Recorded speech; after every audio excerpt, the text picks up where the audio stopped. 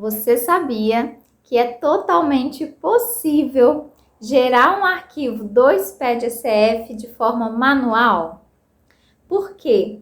Se o arquivo que você estiver fazendo for referente àquela pessoa jurídica que não se enquadra dentro da obrigatoriedade de envio lá do SPED-ECD, ou seja, você vai poder marcar a opção de livro caixa dentro do seu SPED-SF, você vai conseguir ter um arquivo totalmente resumido e assim você não precisará de um sistema, você vai conseguir gerar o seu arquivo dentro do próprio validador da Receita Federal, seguindo um passo a passo, e aí você vai conseguir transmitir utilizando somente o PVA. Gostou de saber disso? Erros de estrutura podem ser corrigidos dentro do próprio arquivo texto. E por que é importante você saber disso? Porque quando você pode ter a opção de corrigir um erro de estrutura, que é dentro do próprio arquivo texto, isso significa que você não vai precisar voltar lá no seu sistema, gerar o arquivo novamente, que dependendo do tamanho do arquivo, ele demora muito tempo para gerar. Aí você não precisa voltar lá no sistema, gerar o arquivo de novo, preencher todas as informações que o arquivo pede, anexar todos os arquivos para depois vir aqui e importar no validador para ver se por acaso aquele erro foi corrigido. Então, é importantíssimo você saber disso. Agora, peraí, se você não sabe o que é um erro de estrutura, eu já te explico. Erro de estrutura é aquele erro que acontece quando você importa o arquivo pela primeira vez lá no validador, que é o nosso PVA, nosso não, da Receita, lá no PVA, e aí você não consegue prosseguir com a validação. Ele trava ali na hora. Por quê? Porque aquele erro é um erro de estrutura. Vou te contar, vou te dar um exemplo de um erro clássico de estrutura. Acontece muito erro de estrutura quando você tem quantidade de dígitos diferente do que a regra pede. Erro, por exemplo, quantidade de dígitos do CNPJ. Essa quantidade de dígitos é padrão. Todo e qualquer CNPJ tem que obedecer aquela quantidade de dígitos, correto? Porém, se você, por um erro de digitação ou por um erro de preenchimento lá no seu sistema, colocou a quantidade de CNPJs maior ou menor do que a regra pede, acontece um erro de estrutura. Por quê? A estrutura do arquivo, o layout do arquivo não foi atendido ali naquele campo.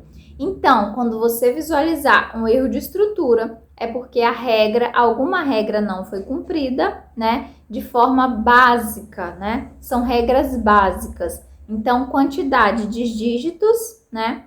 Que o arquivo chama de quantidade de tamanho do campo, é uma regra básica e que vai colocar o seu arquivo nessa posição onde ele está com erro de estrutura. E aí, você pode abrir o seu arquivo texto, que a gente chama de TXT, encontrar, localizar qual é a linha, porque o seu validador, quando ele te mostra que o arquivo está com erro de estrutura, ele também te informa o número da linha que está aquele erro. Você vai abrir o seu arquivo texto, vai localizar através da ferramenta, né, de leitura do arquivo texto, vai localizar aquela linha e vai poder fazer a correção, sem que seja necessário que você volte todo o caminho do processo e gere um arquivo novamente no seu sistema. Mas atenção, se você tem vários erros de estrutura no mesmo arquivo, o ideal é que você não faça essa correção pelo arquivo texto, no próprio bloco de notas.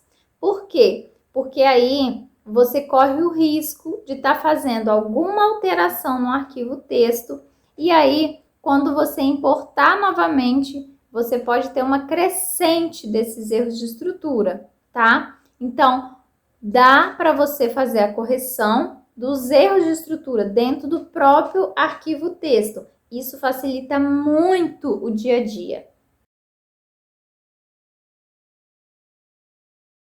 As contas sintéticas, por exemplo, não devem ser mapeadas. Como nós temos um plano de contas referencial da própria Receita Federal, no sistema que eu utilizo, eu tenho que dizer para a Receita Federal que a minha conta, que no meu plano de contas, lá no meu sistema, fui eu que cadastrei como contador, né, como contadora, só que no momento em que eu fiz esse cadastro, eu utilizei uma nomenclatura livre, de acordo com as normas de contabilidade, porém o meu sistema é livre, ele permite que eu altere o nome dessa conta. Eu posso ter várias contas caixas, eu posso ter caixa A, caixa B, caixa C, de acordo com o detalhamento que eu necessito para aquela empresa. Porém, como a Receita Federal tem um plano de contas que eu, via de regra, tenho que utilizar como referência, eu tenho que associar, né? Eu tenho que fazer o mapeamento, que é assim chamado, ou como no caso do sistema que eu utilizo, ele chama esse mapeamento de associação do plano de contas referencial, que nada mais é do que eu clicar na minha conta contábil. No exemplo que eu estou utilizando aqui, eu pegaria todas as minhas contas caixas que eu tiver, conta A, B, conta caixa A, B, C e D, por exemplo, e vou fazer uma espécie de depara para o plano de contas referencial da Receita Federal. Eu vou dizer, olha, Receita, essas minhas contas aqui, que eu tenho 4 contas caixas, todas essas minhas contas se referem à sua conta contábil caixa geral, por exemplo, né? Então, se trata da mesma espécie de conta, da mesma natureza de conta. Então, eu faço o mapeamento, eu faço a referenciação, ou como alguns sistemas chamam, como é o caso do meu, ele chama de associação das contas contábeis com relação ao plano de contas referencial.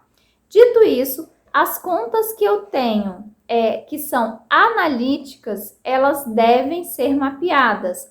Caso contrário, se elas não forem mapeadas, o próprio validador vai me acusar um erro.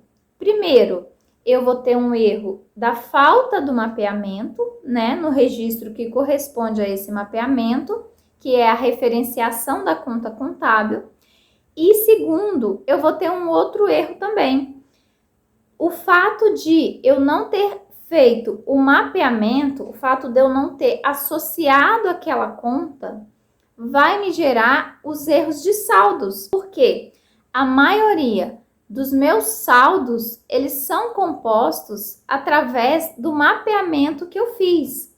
O meu balanço patrimonial e a própria demonstração de resultado, elas são agrupados, os saldos, os valores, eles são agrupados após o mapeamento, né? Eles são agrupados com base no mapeamento que eu fiz, que foi a referenciação dessas contas. Por isso, o plano de contas referencial da Receita Federal, ele tem as contas sintéticas, que são aqueles nomes de contas que normalmente no meu plano de contas tem o mesmo nome da Receita Federal. O meu ativo, por exemplo, também é o ativo da Receita Federal. O meu passivo também é o passivo da Receita. Contudo, as minhas contas analíticas, que são aquelas contas que recebem os lançamentos, elas podem, no meu plano de contas, levar uma nomenclatura, e por isso eu tenho que associar ao plano de contas referencial da Receita Federal, e que inclusive no plano da Receita a nomenclatura pode ser um pouco diferente, né? Como a Receita tem vários tipos de plano, Algumas nomenclaturas são um pouco diferentes, com base no plano de contas da Receita Federal. Então, pelo simples fato de que as contas analíticas são essas contas que recebem os valores, são essas contas analíticas que recebem os meus lançamentos, quando eu faço os lançamentos, e utilizando esses lançamentos, o validador faz um agrupamento dos saldos, ele faz a geração desses saldos, para que depois disso ele consiga fazer a composição do relatório da demonstração contábil, que eu tenho o meu balanço patrimonial e a demonstração de resultado. Por isso, via de regra, eu não devo mapear as contas sintéticas, pois elas não recebem lançamentos. As contas que recebem valores, que recebem lançamentos, são somente as minhas contas analíticas. Por isso, eu não devo fazer o mapeamento das minhas contas sintéticas.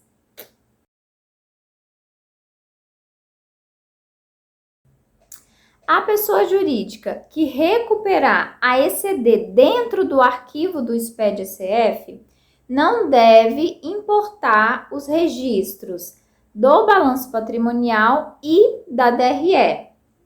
Quando eu digo isso é o seguinte: esses valores do balanço patrimonial e da demonstração de resultado, eles são calculados pelo próprio programa da ECF, pelo próprio validador do SPED-ECF.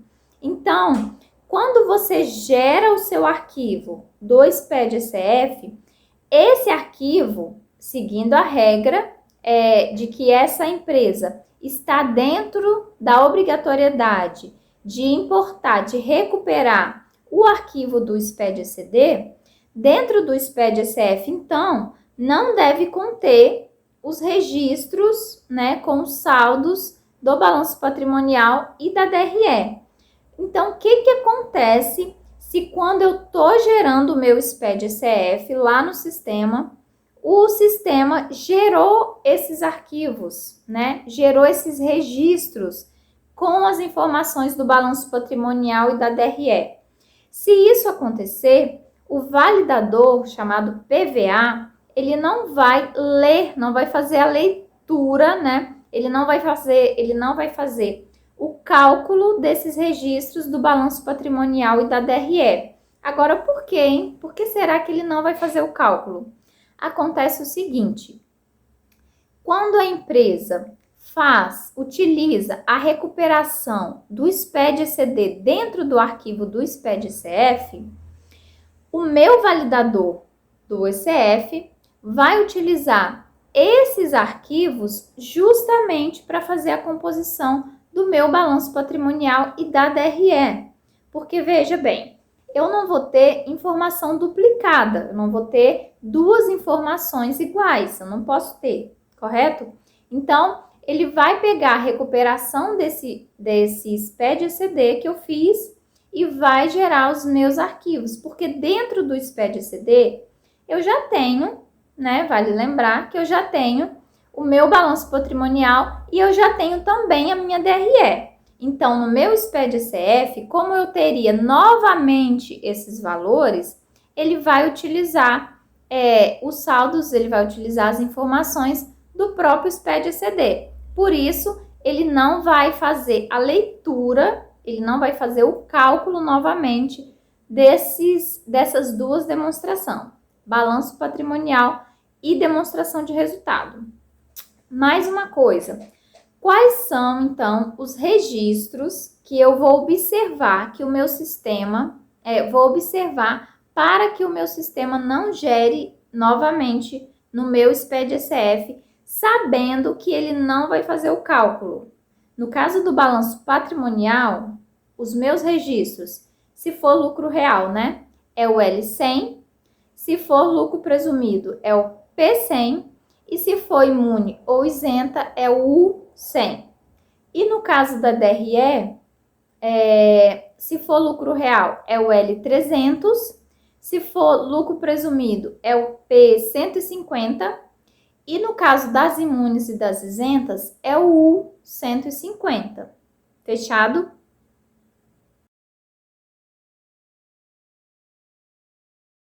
A conta resultado do exercício deve ter sempre a natureza configurada igual à natureza 9, que é a natureza outras, igual a outras. E o que é a natureza das contas? A gente tem um código para cada grande grupo das contas contábeis.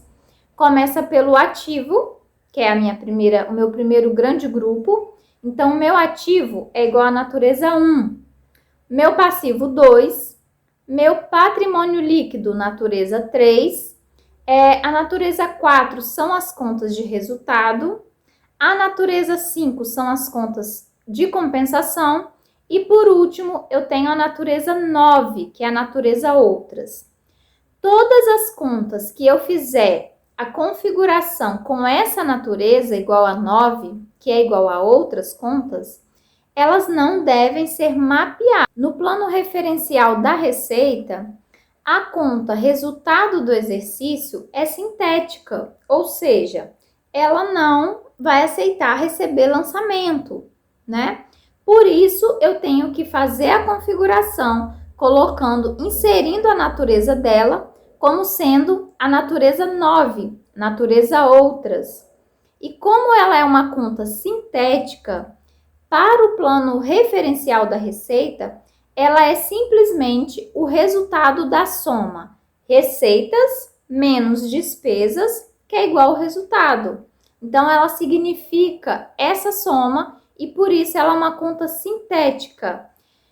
Inclusive, caso você esteja configurado qualquer outra conta do seu plano de contas e que tenha recebido lançamento que tenha essa natureza de outras, ela não vai ser considerada, não vai ser feita a leitura dessa conta lá no validador do SPED-SF. Fique atento. O arquivo SPED-SF dos últimos 5 anos pode ser retificado sem autorização administrativa do fisco. Olha que legal!